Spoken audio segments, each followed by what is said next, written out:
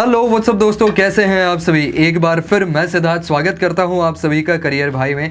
दोस्तों आज हम बात करने वाले हैं कि साइकोलॉजी में आगे चल कर के क्या क्या करियर्स हो सकते हैं, इनकी पढ़ाई किस तरीके से होती है और कौन से फील्ड्स में ये लोग जा सकते हैं, कौन से फील्ड्स में यहाँ पर जो है वो स्पेशलाइजेशन किया जा सकता है और इसके लिए कुछ टॉप की यूनिवर्सिटीज़ कौन सी रहेंगी इंडिया के अंदर की, इसके बारे में भी हम ज़रूर चर्चा करेंगे। लेकिन आगे बढ़ने से पहले हमेशा की तरह अगर आप इस चैनल पर नए हैं, अब तक आपने सब्सक्राइब नहीं किया हुआ है तो भैया चैनल को फटाफट सब्सक्राइब कर दीजिए ऐसे ही इंपॉर्टेंट कंटेंट देखने के लिए। तो चलिए दोस्तों शुरू करते हैं। तो जैसा कि आप सभी को पता होगा कि साइकोलॉजी जो है वो इंसान के बिहेवियर का, उसके बिहेवियरल पैटर्न्स का, उसके जो भी कोई इमोशनल यहाँ पर वेलबींग है, इस सभी की स्टडी होती है कि वो आदमी अपने थॉट्स को किस तरीके से प्रोसेस करता है। इन जनरल आदमी की लर्निंग कैसे होती है, कोई भी चीज़ ग्रास्प करने में कितना समय लगता है वगैरह, ऐसी बहुत सारी चीज़ों की स्टडी इसके अंदर होती है। और अगर यहाँ पर टिपिकली देखा जाए तो जहाँ पर डॉक्टर्स और साइकेट्रिस्ट जो हैं वो यहाँ पर दवाई दे करके क्विक फिक्स लाने की कोशिश करते हैं कि यहाँ पर कोई अगर प्रॉब्लम हो रहा है तो उसको ये दवाई दे दीजिएगा और उसका प्रॉब्लम जो है वो सॉल्व किया जाए। वहीं पर साइकोलॉजिस्ट जो है वो उस प्रॉब्लम की तह तक जा करके उसको जड़ से मिटाने की कोशिश कैसे की जा सकती है या उसके पीछे के रीजंस क्या हो सकते हैं जिनको एलिमिनेट करके ऑटोमेटिकली प्रॉब्लम को सॉल्व किया जा सकता है, इसके ऊपर ज़्यादा काम करते हैं। तो ऑब्वियस ही बात है कि जिनकी कंडीशन बहुत ही ज़्यादा क्रॉनिक हो जाती है, बहुत ज़्यादा ख़राब हो जाती है, उनको फिर मेडिकेशन का ही सहारा लेना पड़ता है। लेकिन जिनकी कंडीशन बहुत ज़्यादा वर्स नहीं है उनके लिए फिर इस तरीके से साइकोलॉजिस्ट के पास जाकर के जो है वो काउंसलिंग वगैरह कराया जाता है, जिससे कि धीरे धीरे उस प्रॉब्लम को पूरी तरीके से जड़ से मिटाया जाता है। तो अब हम देखने वाले हैं कि इसके अंदर कौन से स्पेशलाइजेशंस आ सकते हैं। तो इसके अंदर सबसे पहले आता है क्लिनिकल साइकोलॉजी। तो दोस्तों क्लिनिकल साइकोलॉजी का स्पेक्ट्रम काफ़ी बड़ा है। इसके अंदर ये लोग एज अ थेरेपिस्ट के तौर पर भी काम करते हैं और एज अ काउंसलर के तौर पर भी काम कर सकते हैं उन लोगों के लिए जो लोग किसी साइकोलॉजिकल डिसऑर्डर के साथ जूझ रहे हैं या उनको कुछ दूसरी साइकोलॉजिकल क्रॉनिक चीज़ हुई है, जैसे कि डिप्रेशन, एंजाइटी, सुसाइडल टेंडेंसी, ऐसे चीज़ों के साथ ये लोग डील करते हैं। उन पेशेंट्स को जो है वो काउंसलिंग दे करके, थेरेपी दे करके यहाँ पर जो है वो पूरा बैक टू नॉर्मल लाने की कोशिश की जाती है। ये क्लिनिकल साइकोलॉजिस्ट जो है वो हम अगर मेडिकल टर्म्स में देखा जाए तो जनरल फिजिशियंस की तरह होते हैं। ये बहुत सारे वाइड स्पेक्ट्रम में काम करते हैं, हर तरीके के पेशेंट्स इनके पास आ सकते हैं और वो हर तरीके के प्रॉब्लम से लेकर के आ सकते हैं, ये उनके साथ डील करते हैं। बाकी अगर देखा जाए तो चाइल्ड साइकोलॉजिस्ट या हम कहें कि इंडस्ट्रियल साइकोलॉजिस्ट, मेडिकल टर्म्स में अगर कहा जाए तो स्पेशलिस्ट की तरह होते हैं, जैसे कि हमारे आई स्पेशलिस्ट होते हैं, बोन स्पेशलिस्ट होते हैं कि वो स्पेसिफिक एरिया में काम करते हैं। जनरल फिजिशियन पूरे बॉडी एज अ होल की पढ़ाई करते हैं और उसके बारे में इलाज करते हैं। वैसे ही कुछ यहाँ पर भी है। क्लिनिकल साइकोलॉजिस्ट जो है वो वाइड स्पेक्ट्रम में काम करते हैं और जिनका स्पेशलाइजेशन है वो केवल उसी ग्रुप में और उसी चीज़ के ऊपर फोकस काम करते हैं। अगला आता है काउंसलिंग साइकोलॉजी। तो काउंसलिंग साइकोलॉजी और क्लिनिकल साइकोलॉजी ये काफ़ी ज़्यादा करीबी फील्ड्स ज़रूर हैं, लेकिन इसके अंदर एक छोटा सा डिफरेंस है और वो डिफरेंस ये है कि जहाँ पर क्लिनिकल साइकोलॉजी के अंदर जो है वो ऐसे लोगों को ट्रीटमेंट या थेरेपी दी जाती है जो कि बहुत ज़्यादा क्रॉनिक किसी डिसऑर्डर के साथ जूझ रहे हैं या डिप्रेशन वगैरह जैसी समस्याओं से जूझ रहे हैं। वहीं पर काउंसलिंग साइकोलॉजी के अंदर जो है वो ऐसे लोगों के साथ डील किया जाता है या ऐसे पेशेंट्स के साथ डील किया जाता है जिनको थोड़े बहुत एडजस्टमेंट इश्यूज आ रहे हैं।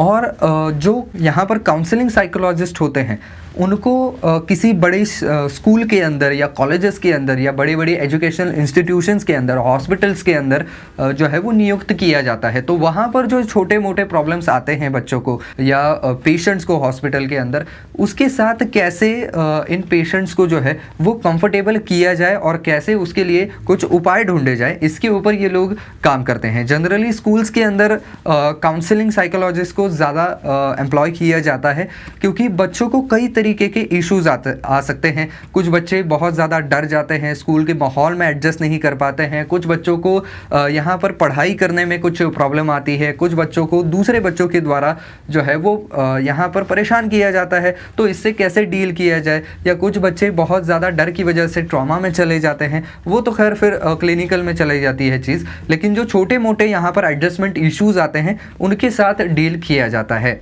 अगली चीज़ आती है हेल्थ साइकोलॉजी। तो हेल्थ साइकोलॉजी में ये प्रोफेशनल्स क्या करते हैं कि कोई अगर इंडिविजुअल ऐसे हैं जिनको अल्कोहलिज्म का प्रॉब्लम है या स्मोकिंग का प्रॉब्लम है या कोई और एडिक्शन है, तो ऐसे लोगों को कैसे उससे बाहर निकाला जाए। बेसिकली इनकी पढ़ाई ये होती है कि आपकी साइकोलॉजी जो है वो आपके हेल्थ के ऊपर किस तरीके से असर डालती है और कैसे एक ज़्यादा से ज़्यादा अच्छा माहौल क्रिएट किया जाए, एक पेशेंट्स को अच्छे से अच्छे मेंटल स्टेट में रखा जाए जिससे कि उनकी बॉडी भी उसकी वजह से बेनिफिट कर सके।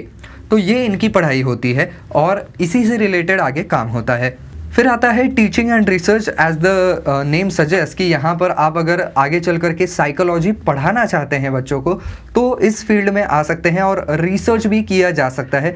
तो बड़ी बड़ी जो इंस्टीट्यूट्स होती हैं जहाँ पर इससे रिलेटेड रिसर्च चलता है, जो कि इंसान के बिहेवियर पैटर्न को स्टडी करते हैं, या कोई अगर डिसऑर्डर है तो उसके ऊपर उपाय के लिए नए नए थेरेपीज़ का इजाद करना वगैरह, ऐसी चीज़ों के मामले में रिसर्च होता है।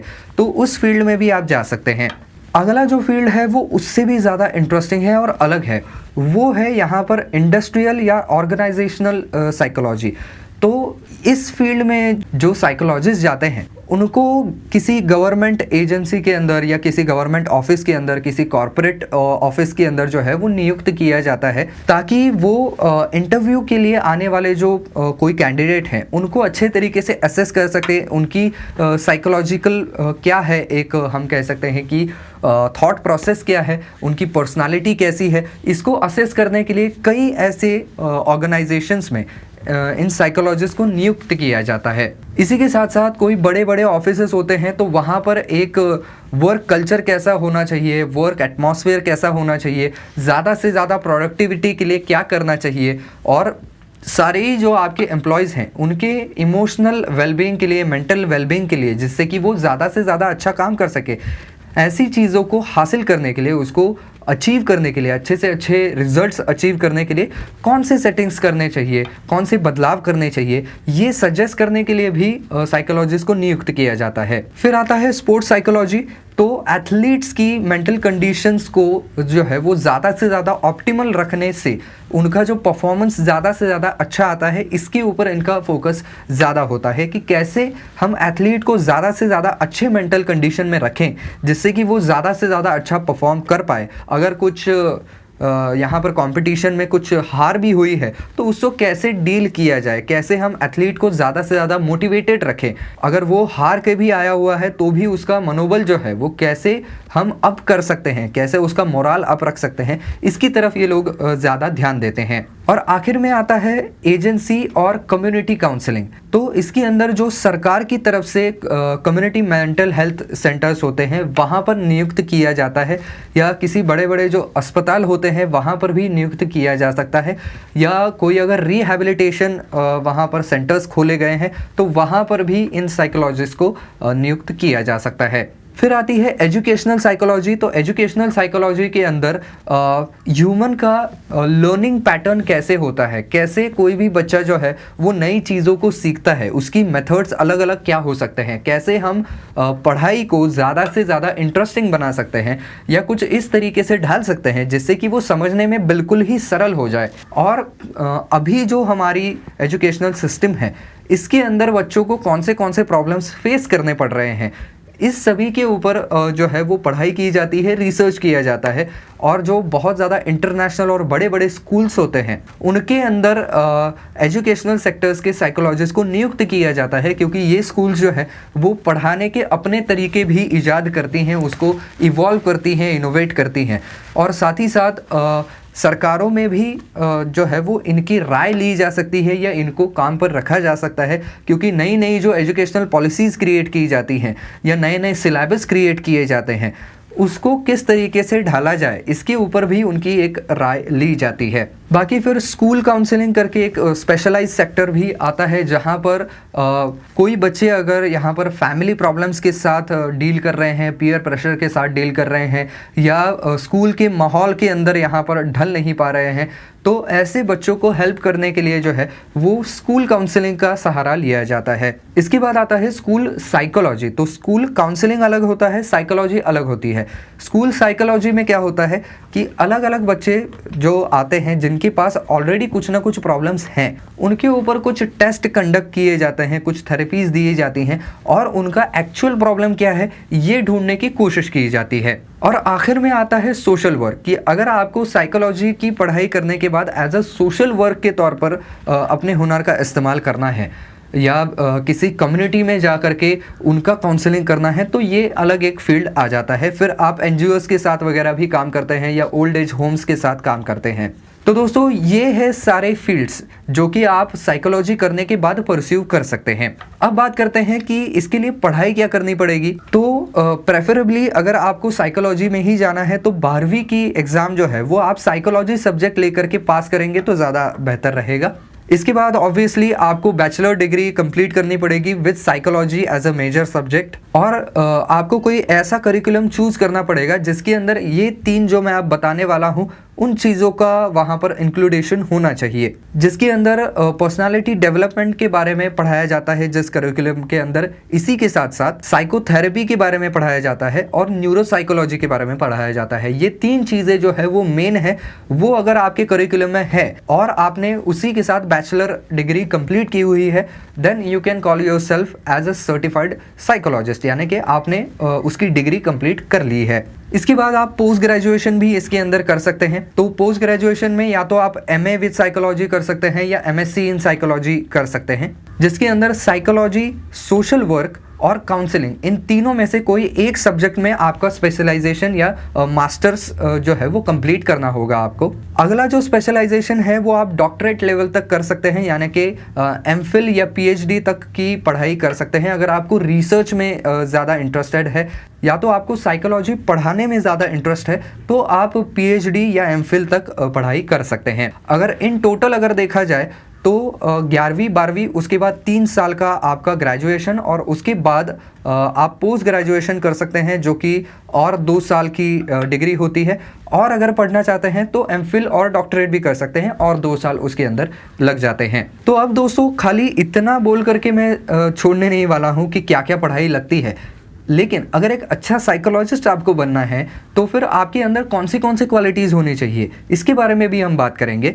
सबसे पहली बात तो आपके पास एक बहुत ही ज़्यादा अच्छा एनालिटिकल माइंड होना चाहिए, ताकि आप सामने वाले के प्रॉब्लम्स को डायग्नोस कर सके।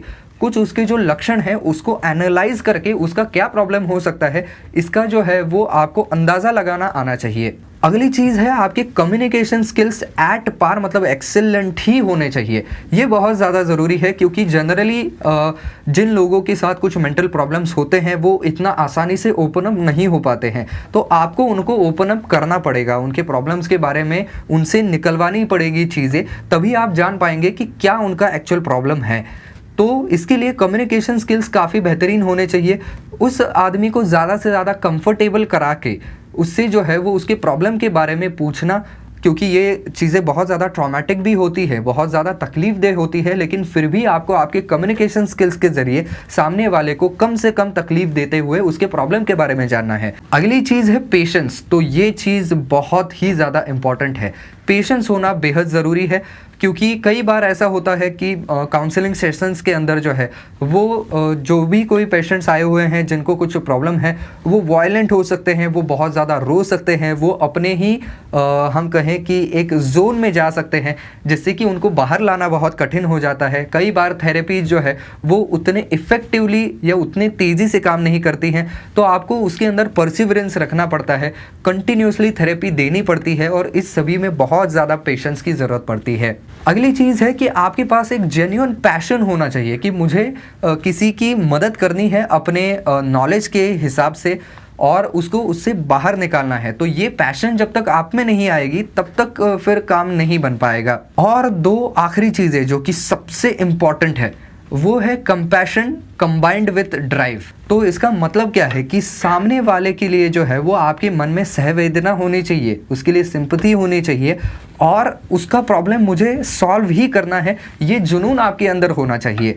तो ये चीज़ें एक साइकोलॉजिस्ट के लिए बहुत ज़्यादा ज़रूरी है अगर आपको इस फील्ड में कुछ अपना एक मार्क बनाना है। अब बात करें यहाँ पर इनके स्टार्टिंग पैकेजेस की, यानी कि कितना जो है वो ये अर्न कर सकते हैं। तो इनकी इनिशियल सैलरी जो है वो 1,69,000 रुपये पर ईयर से लेकर के फिर अगर जैसे जैसे आप एक्सपीरियंस होते चले जाएंगे वैसे वैसे 6.5 लाख रुपए पर ईयर तक की इनकी जो है वो आय जा सकती है।